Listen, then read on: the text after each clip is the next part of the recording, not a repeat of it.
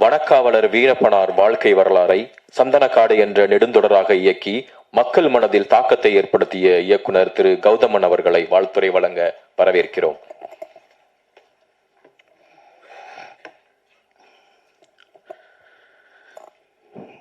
அன்பிற்குரிய சகோதரர் சீமான், அன்பிற்குரிய தம்பி இயக்குனர் கெட்டு, அன்பிற்குரிய நண்பர் கருணாஸ் உள்ளிட்ட என் திரைப்பட குடும்பத்தினர் சூழ்ந்திருக்கிற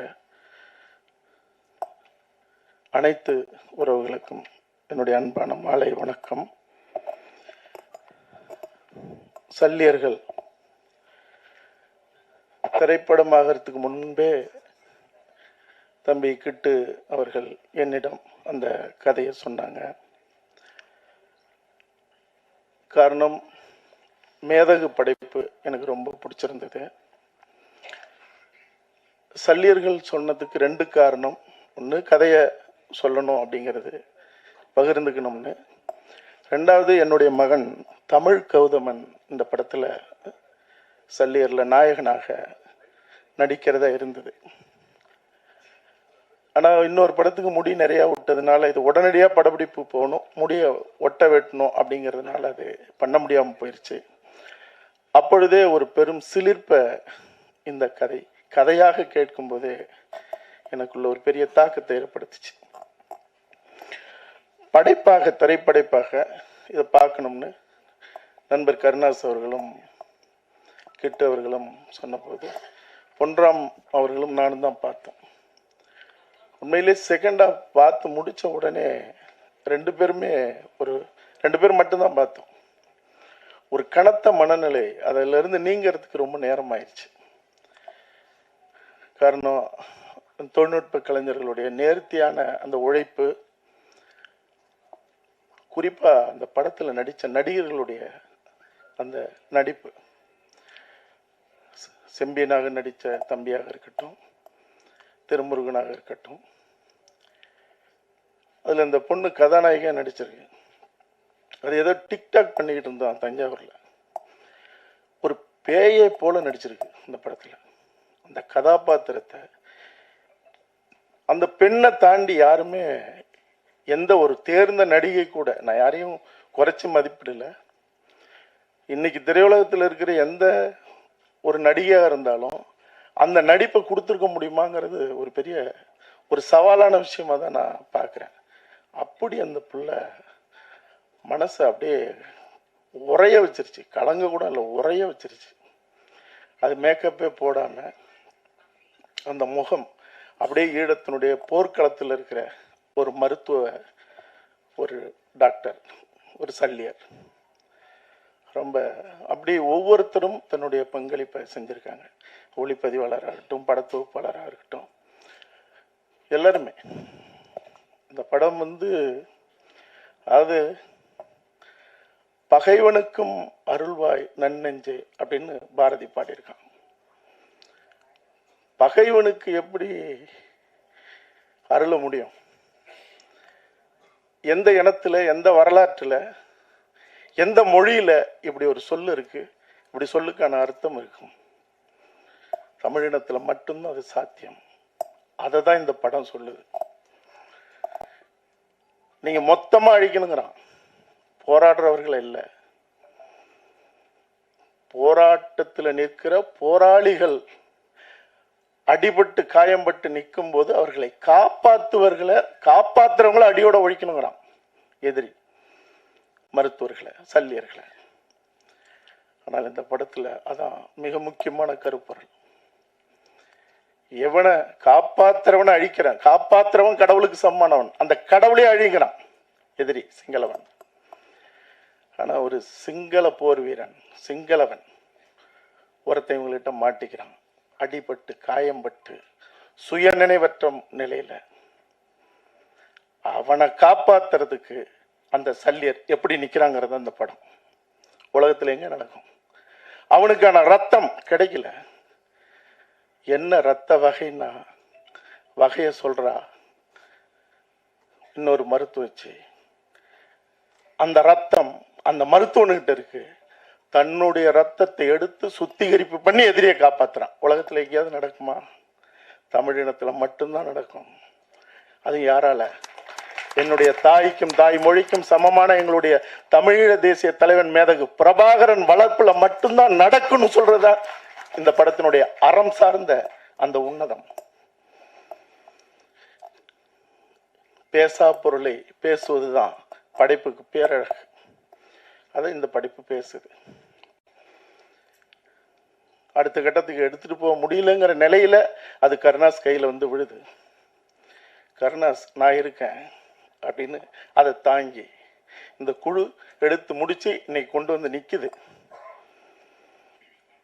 இனத்தை போலவே, தமிழ்நாட்டை போலவே, தமிழீழத்தை போலவே திக்கு தெரியாத நிக்கிற நிலையில தான் கருணாஸ் இன்னைக்கு எங்களை எல்லாரையும் அழைச்சு இந்த படத்தை எப்படியாவது அடுத்த கட்டத்துக்கு எடுத்துட்டு போகணும், உலகத்துக்கு எடுத்துட்டு போகணும், இந்த செய்தியை எடுத்துட்டு போகணும்.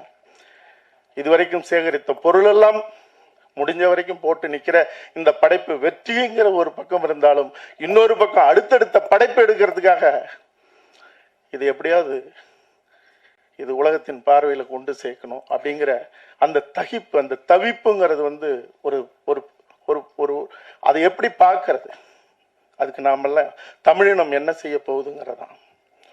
அதுல ஒரு காட்சி வரும், நீங்க படம் பாருங்க, என்ன பேசினாலும் இந்த படம் உழுக்கும். மகள் மருத்துவம் படிக்கணும்னு ஆசை, ஆனா அங்க வாழவே முடியாத நிலை, ஆனா அவ படிக்கணுங்கிறான். ஒரு ஸ்டெதஸ்கோப் கிடைக்குது அவள்கிட்ட, எடுத்துட்டு வந்து அப்பன் நெஞ்சில் வைக்கிறான். அப்பனுக்கு ஆசை மருத்துவ சாகணும். இவன் சொல்றான், அப்ப பொண்ணு காதுல வச்சு கேக்குது. அப்பன் சொல்றான், பொண்ணுக்கு கல்யாணம் கல்யாணம்னு கேக்குதாம்மா என் நெஞ்சில இருந்துங்கிறான். ஒரு புன்னகை புரிகிறான். பதிலுக்கு அப்ப நீங்க காதுல வைங்கிறான். கருணாஸ் தான் அப்ப. கருணாஸ் பொண்ணுடைய நெஞ்சில் வைக்கிறாரு. பொண்ணு சொல்றா, அப்பா இந்த மண்ணுக்கு விடுதலை விடுதலைன்னு என் நெஞ்சில இருந்து கேக்குதா பாருங்க.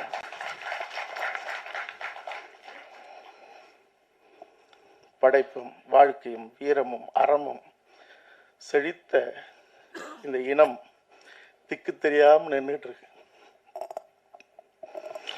ஒரே ஒரு நிகழ்வு மட்டும் சொல்லி நான் விடைபெறணும்னு நினைக்கிறேன். அதாவது உலகத்தினுடைய பல நாடுகளுக்கு போராளிகளாலையும் அல்லது எங்கள் தமிழீழ உறவுகளாலையும் அழைக்கப்பட்டு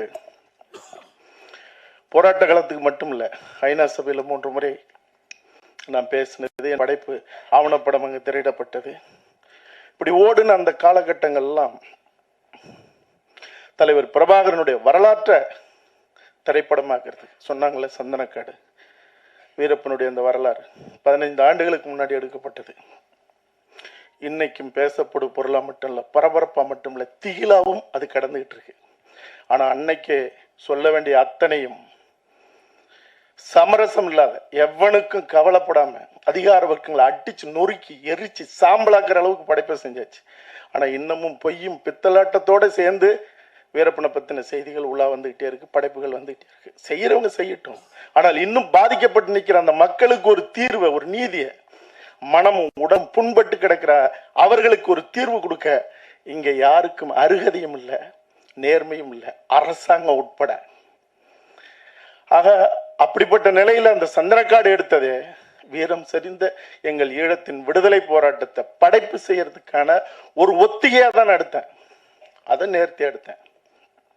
வரும் சந்தனக்காடு வந்தது போலவே இந்த உலகத்தை உழுக்க உழுக்க, இந்த உலகம் அதிர அதிர, உலக மாந்தர்கள் தலகுனிய தலகுனிய வன்னிக்காடு ஒரு நாள் வரும். அதை செய்யாம நான் தலை செய்ய மாட்டேன்.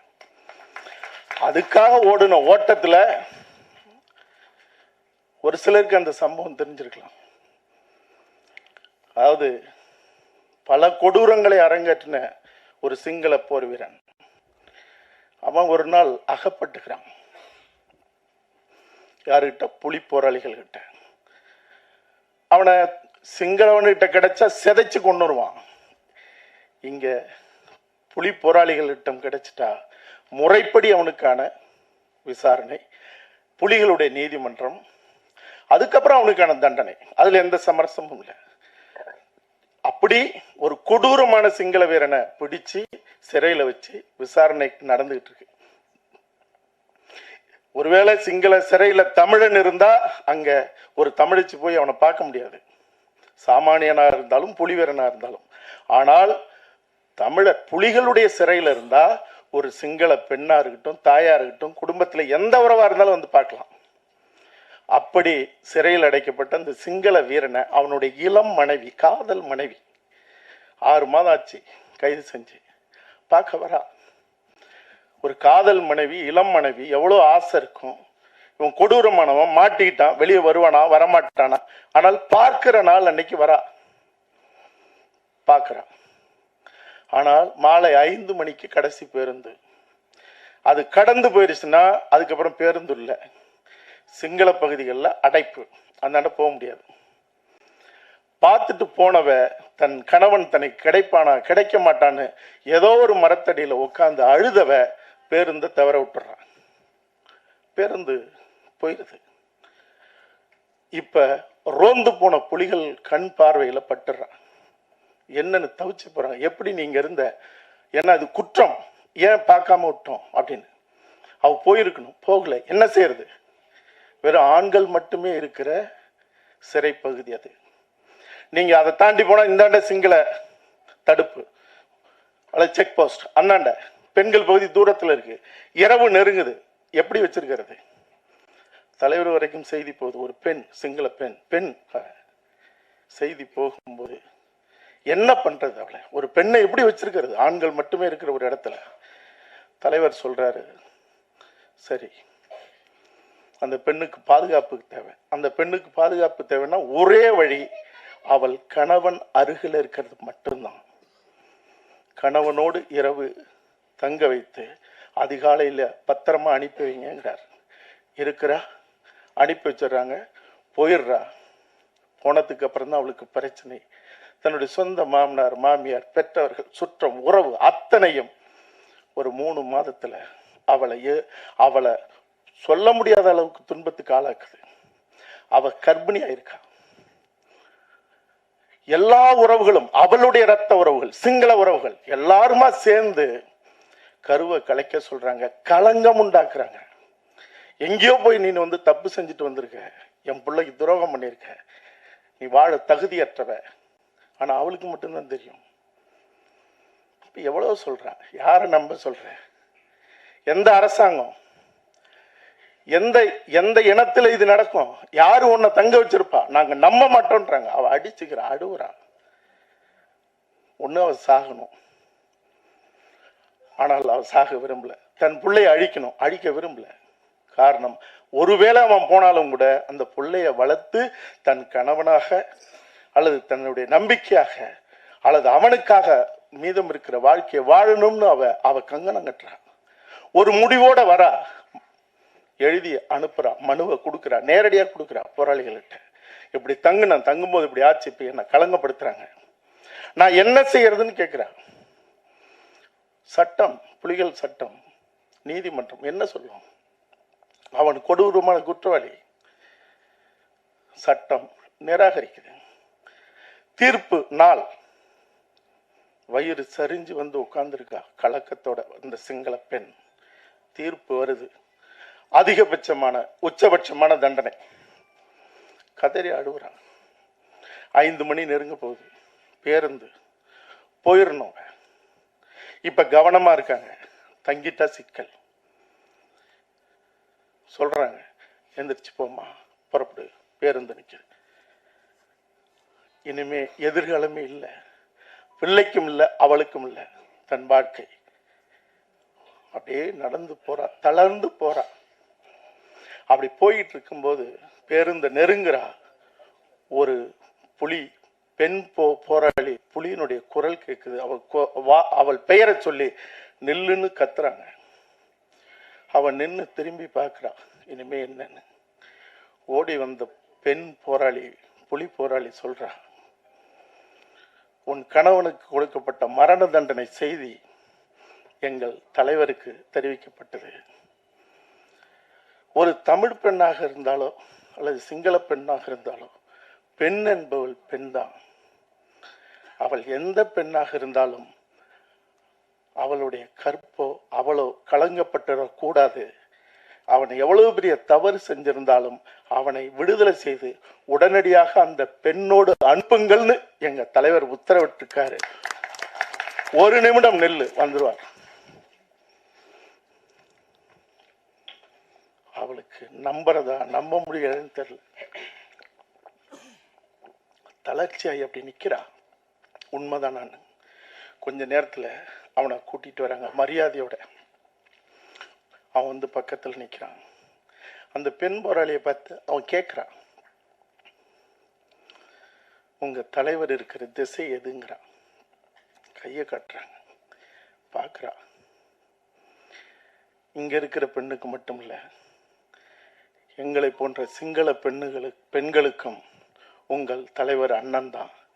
என் அண்ணன் இருக்கிற திசையை பார்த்து நான் வணங்கிக்கிறேன்னு அந்த சரிந்த வயிறோடு கீழே படுத்து விழுந்து வணங்கி கும்பிட்டுருக்கா.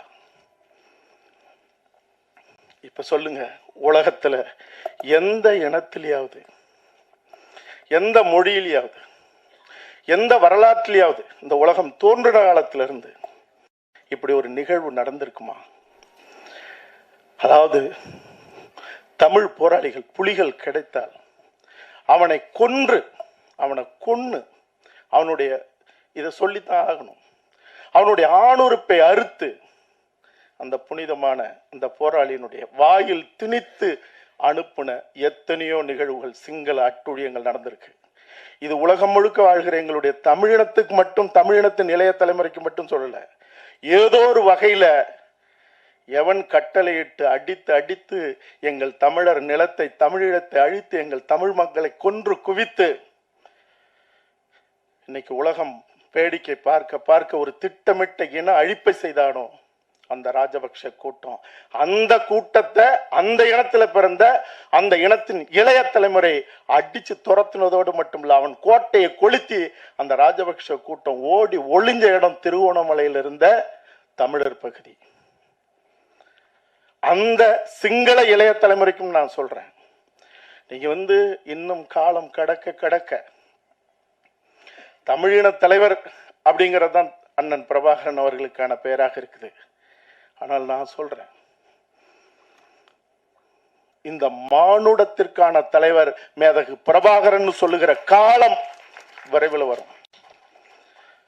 கிட்டு அவர்களுடைய படைப்பாக இருக்கட்டும், நான் செய்ய போகிற படைப்பாக இருக்கட்டும், இன்னும் எண்ணற்ற எங்களுடைய தலைமுறைகள் செய்கிற படைப்பாக இருக்கட்டும், ஒவ்வொரு படைப்பும் இந்த உலகத்தை உழுக்கிற காலம் வெகு தூரத்தில் இல்லை. இந்த படைப்பை தமிழினம் உச்சி முகர்ந்து கொண்டாடணும். கடைசியாக இறுதியாக ஒரு செய்தி, இன்னைக்கு உலகம் முழுக்க தகிச்சிட்டு இருக்கிற ஒரு பெரும் விவாதத்துக்கு உண்டான ஒரு செய்தி உங்க எல்லாருக்குமே தெரியும். அதுல ஒரு குறிப்பிட்ட சதவீதத்தினர் முன்னாடி, தமிழர்கள் முன்னாடி என்னையும் குற்றவாளியாக நிலைநிறுத்துகிற ஒரு சூழல் இன்னைக்கு நடந்துகிட்டு இருக்கு. எனக்கு அதை பத்தி கவலை இல்லை. என் தந்தையினுடைய வரலாறு ஒரு சிலருக்கு தெரியும். தோழர் தமிழரசன் புலவர் கலியபெருமாளுடைய உயிர் நண்பர், தன்னுடைய மூச்சு இருக்கிற வரைக்கும் இந்த மண்ணுக்காக போராடினவர். யுத்தம் நடந்து 14 ஆண்டுகள் ஆயிடுச்சு. சண்டை போட்டவன், கொன்னு குமிச்சவன், சிங்களவன் ஒற்றுமையாக இருக்கிறான். சாகடிக்கப்பட்ட கூட்டம், சிதறி உலகம் முழுக்க ஓடின கூட்டம் இன்னும் சிதறி பகை வளர்த்து நிற்குது தனக்குள்ளகவே. எத்தனை ஆவணப்படங்கள், 20க்கும் மேற்பட்ட ஆவணப்படங்கள், எத்தனை ஓட்டம், எவ்வளவு போராட்டம், எவ்வளவு வழக்கு, என்னை போன்றவர்கள் எத்தனை. இந்த தகிப்போட தாங்க முடியாத ஒரு நிலையில தான் என்னகிட்ட சொல்லப்பட்டது, நான் பேசியது என்கிட்ட சொல்லப்பட்ட நிலையில தான் நான் சொன்னேன்.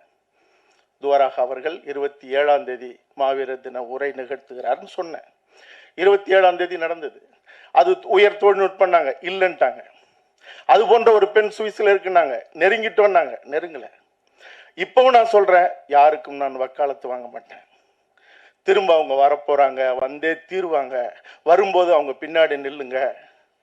வந்தா நின்னுதான் ஆகணும். வரும்போது வலிமைப்படுத்த வேண்டியது தமிழர்களுடைய கடமை. வரவில்லை என்றால் வரும் என்று சொன்ன கூட்டம் யாராக இருந்தாலும் போலியான கூட்டம். அவர்கள் தமிழ் இனத்தால புறந்தள்ளப்படணும். நானாக இருந்தாலும். நான் சொன்னதுக்கு காரணம் என்னன்னா, அடிபட்டவன் ஒன்னா இருக்கான், அடிபட்டு சிதஞ்சவன் சிதறிட்டே இருக்கான். ஏதாவது ஒண்ணு தெரியணும். வர்றவங்க உண்மையா திரையில தோன்றவங்க தரையில வந்தே ஆகணும். வரலையா 6 மாசத்திற்கு பிறகு நானே வந்து அறிவிப்பேன். எதிர்த்து நிற்க வேண்டிய சூழல் இருந்தால் எவராக இருந்தாலும் எதிர்த்து நிற்பேன். நான் மட்டும் இல்ல, தமிழனா பிறந்த எவனா இருந்தாலும் எதிர்த்து நிக்கணும். பொய்யை உண்மையாக்குகிற ஒரு சூழலை ஒருபோதும் தமிழினம் இனிமே அனுமதிக்க கூடாது. அதனால திரும்பவும் சொல்றேன், உலக தமிழர்கள்ட்ட சொல்றேன், அதாவது எல்லா இடத்துலையும் சத்தியம் இருக்கு, உண்மை இருக்கு. வைரமுத்தவர்கள் கூட சொன்னார், சத்தியம் பேசுகிற இந்த படைப்பு, சத்தியமும் உண்மையும் உலகத்தில் எல்லா இடத்துலையும் இருக்கு. ஆனா அறம் தமிழர்கள்ட்ட மட்டும்தான் இருக்கு. அந்த அறம் வென்றே ஆகும். அதற்கு உண்மையாக இருப்பவர்கள் யாராக இருந்தாலும் அவர்களை கொண்டாடணும். நான் சொல்லிட்டேங்கிறதுக்காக நான் தாங்கி பிடிச்சிட்டுலாம் நிற்க மாட்டேன். வரவில்லை என்றால், வரக்கூடிய சூழல் இல்லை என்றால், அல்லது வரவே வராது என்றாலும் கூட என் இனத்தின் இளைய தலைமுறைக்கு, என் இனத்திற்கு உண்மையை சொல்ல வேண்டிய கட்டாயம் எனக்கு இருக்கு. 6 மாசம் கழிச்சு எந்த உண்மையாக இருந்தாலும், அல்லது எனக்குள்ளாக தேவைனாலும் நான் சொல்லுவேன். யாராக இருந்தாலும் உண்மையாக நிற்போங்கிறது தான். உண்மையாக உறுதியாக நின்று இந்த இனத்தினுடைய வெற்றிக்கு தலைநிமிருக்கு, தமிழ் இனத்தினுடைய இறையாண்மையை மீட்க 1000 அர்த்தங்கள் இருக்கு இறையாண்மைங்கிற சொல்லுக்கு. உலகத்துக்கே வழிகாட்டின இனம் வழி சுமந்து வழி தெரியாத நிக்கிற நிலையில தான் இன்னைக்கு இந்த போராட்ட களங்கள்லாம், சல்லியர்கள் போன்ற படைப்புகள்லாம் இன்னும் இன்னும் செய்ய போகிற, அது போராட்ட களமாக இருந்தாலும் திரைக்களங்களாக இருந்தாலும் நாம் செய்யணுங்கிறது மட்டும் இல்லை, ஒன்றாக நிற்கணும், உறுதியாக நிற்கணும்னு உரிமையோடு கேட்டுக்கிட்டு, சல்லியர்கள் வெற்றியை தமிழர்கள் அனைவரும் உறுதி செய்ய வேண்டும் என்று கேட்டுக்கொண்டு விடைபெறுகிறேன். நன்றி, வணக்கம். இயக்குனர் திரு கௌதமன் அவர்களுக்கு நன்றிகள்.